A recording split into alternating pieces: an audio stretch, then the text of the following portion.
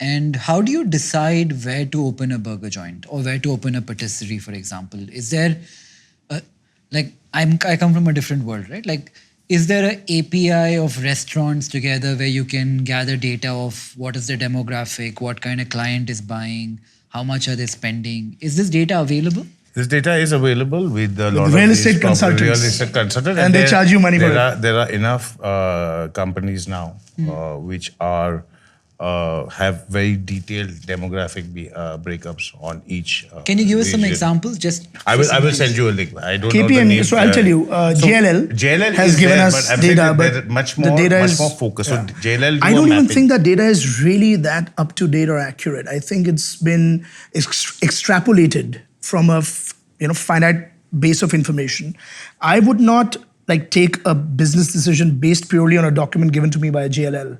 I would go with, almost in a old-fashioned way. I would go with my gut instinct for a physical space. With a cloud kitchen, obviously, it's geography is history, right? With a cloud kitchen, geography is history. You're virtual, so you don't really need to care about where you are. You need to be in general area. So if you know this area, CBD has a large demand of burgers, you'd open somewhere, but you don't need to be on Church Street. You could be in one. But how do you know CBD has a large demand of burgers? Because Zomato and Swiggy Zindabad.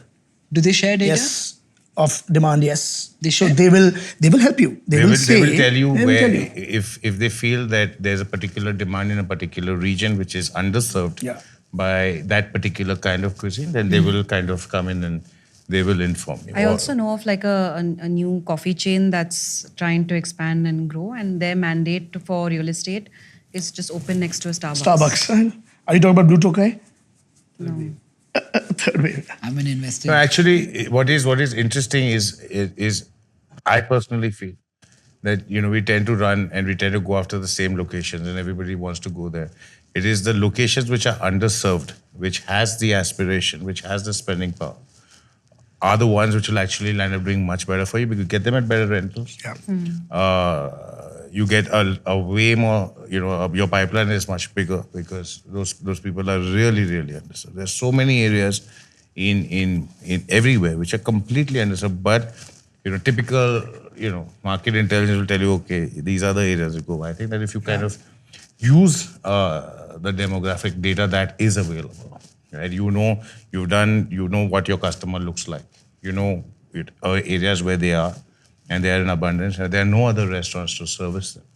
Those are really, really good areas to go and set up shop. So if I don't have the means to afford this data through JLL or KPMG or real estate guys, can I go sit in the competition and write down how many people are coming? Absolutely.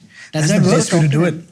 That is actually the best way to do it. In fact, markets change. They're dynamic in nature. Right. So a great market across the street could soon become irrelevant because a highway is being constructed across the street, or another cooler mall is coming up. This happened to me many times where I've been part of a restaurant. Do malls work? Malls are doing fairly well, but here's the point. I've done a lot of research on this.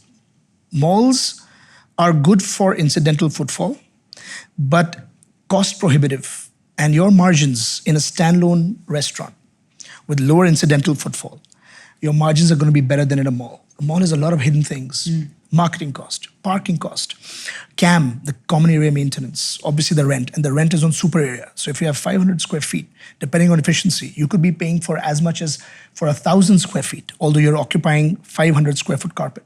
So it is good from a brand building perspective, and it can make money. But your EBITDA margins, which is the real margin that you look at, would perhaps be better served, not always, but in many cases, in standalone sites, and even better. Here's the beauty of India.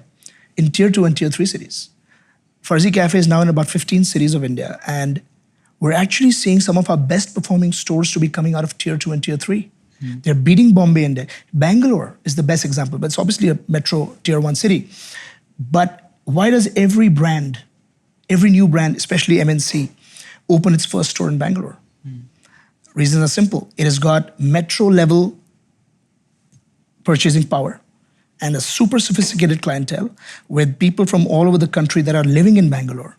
They don't go home and cook. They don't even have gas connections, most probably. They go out and enjoy it. Hi, I'm Nikhil Kamath. I'd love to know what you thought of the episode. Comment, like and subscribe, and thank you for watching.